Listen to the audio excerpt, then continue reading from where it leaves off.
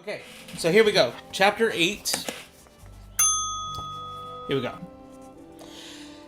Klaus stayed up all night reading, which was normally something he'd love to do.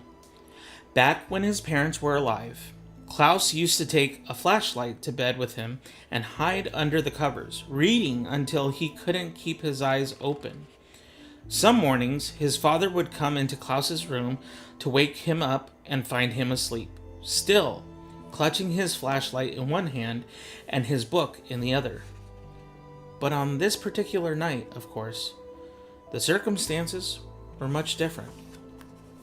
Klaus stood by the window, squinting as he read his smuggled book by the moonlight that trickled into the room. He occasionally glanced at his sisters. Violet was sleeping fitfully, a word which here means with much tossing and turning. On the lumpy bed, and Sunny had wormed her way into the pile of curtains so that she just looked like a small heap of clothes. Klaus had not told his siblings about the book because he didn't want to give them false hope. He wasn't sure the book would help them out of their dilemma. The book was long and difficult to read, and Klaus became more and more tired as the night wore on. Occasionally, his eyes would close. He found himself reading the same sentence over and over. He found himself reading the same sentence over and over. He found himself reading the same sentence over and over. But then he would remember the way the hook hands of Count Olaf's associate had glinted in the library, and would imagine them tearing into his flesh, and he would wake right up and continue reading. He found a small scrap of paper and tore it into strips, which he used to mark significant parts of the book. By that time, the light outside grew gray, and with the approaching dawn, Klaus had found out all he needed to know. His hopes rose along with the sun.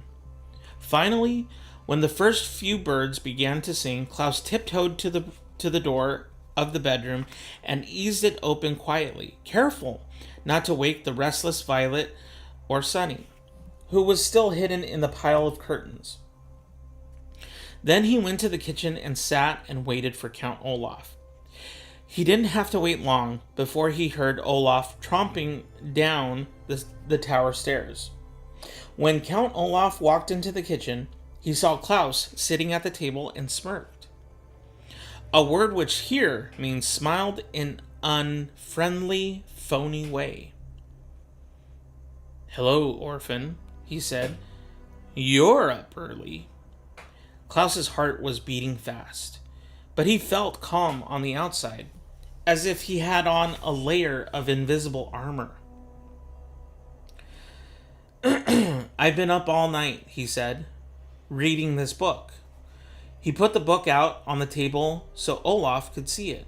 "It's called Nuptial Law," Klaus said, "and I learned many interesting things while reading it."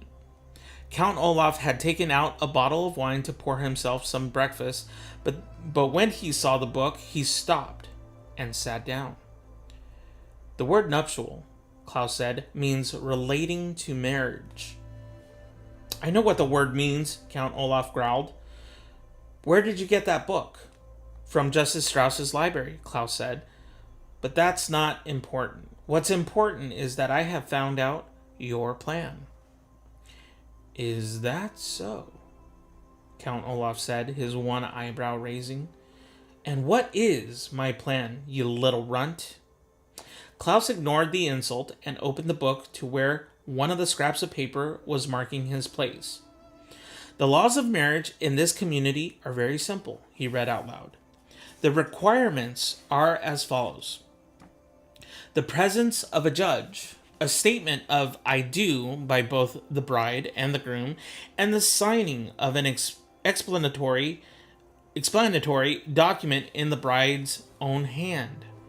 Klaus put down the book and pointed at Count Olaf. If my sister says I do and signs a piece of paper while Justice Strauss is in the room, then she is legally married. This play you're putting on shouldn't be called The Marvelous Marriage. It should be called The Menacing Marriage. You're not going to marry Violet figuratively. You're going to marry her literally. This play won't be pretend. It will be real and legally binding. Count Olaf laughed a rough horse laugh.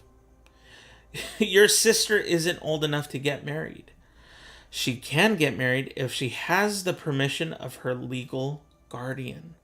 Acting in loco parentis, Klaus said. I read that too. You can't fool me. Why in the world would I want to actually marry your sister? Count Olaf asked. Is it true she is very pretty? It is true she is very pretty, but a man like myself can acquire any number of beautiful women. Klaus turned to a different section of nuptial law. A legal husband, he read out loud, has the right to control any money in the possession of his legal wife. Klaus gazed at Count Olaf in triumph. You're going to marry my sister to gain control of the Baudelaire fortune, or at least that's what you planned to do. But when I show this information to Mr. Poe, your play will not be performed and you will go to jail. Count Olaf's eyes grew very shiny, but he continued to smirk at Klaus. This was surprising. Klaus had guessed that once he announced what he knew, this dreadful man would have been very angry, even violent. After all, he had a furious outburst just because he wanted roast beef instead of puttanesca sauce. Surely he'd be even more enraged to have his plan discovered. But Count Olaf just sat there as calmly as if they were discussing the weather. I guess you found me out, Olaf said simply. I suppose you're right. I'll go to prison, and you and the other orphans will go free. Now, why don't you run up to your room and wake your sisters? I'm sure they'll want to know all about your grand victory over my evil ways. Klaus looked closely at Count Olaf, who was continuing to smile as if he had just told a clever joke. Why wasn't he threatening Klaus in anger? Or tearing his hair out in frustration, or running to pack his clothes and escape? This wasn't happening at all the way that Klaus had pictured it. Well, I will go tell my sisters, he said, and walked back into his bedroom. Violet was still dozing on the bed, and Sunny was still hidden beneath the curtains. Klaus woke Violet up first.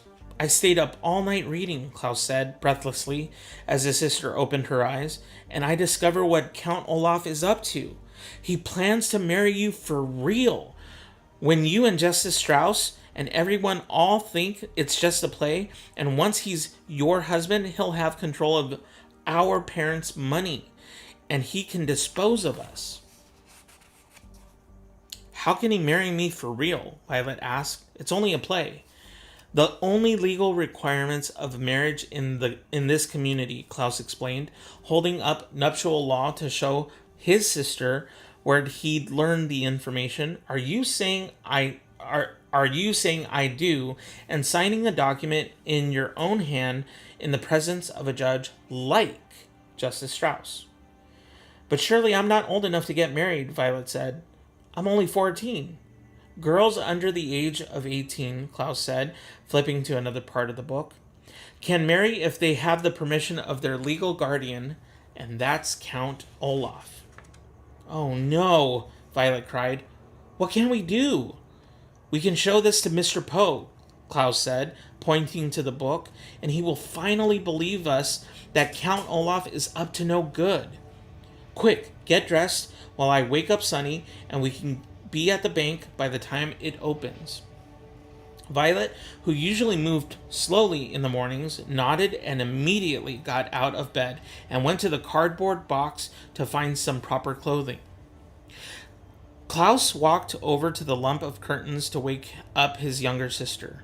"Sonny," he called out kindly, putting his hand on where he thought his sister's head was. "Sonny." There was no answer. Klaus called out "Sonny" again and pulled away the top fold of the curtains to wake up the youngest Baudelaire child. "Sonny," he said, but then he stopped. For underneath the curtain was nothing but another curtain. He moved aside all the layers, but his little sister was nowhere to be found. "Sonny!" he yelled. Looking around the room, Violet dropped the dress she was holding and began to help him search. They looked in every corner, under the bed, and even inside the cardboard box, but Sonny was gone. "Where can she be?" Violet asked worriedly. "She's not the type to run off." "Where can she be indeed?" said a voice behind them. And the two children turned around. Count Olaf was standing in the doorway, watching Violet and Klaus as they searched the room. His eyes were shining brighter than they ever had, and he was still smiling like he'd just uttered a joke.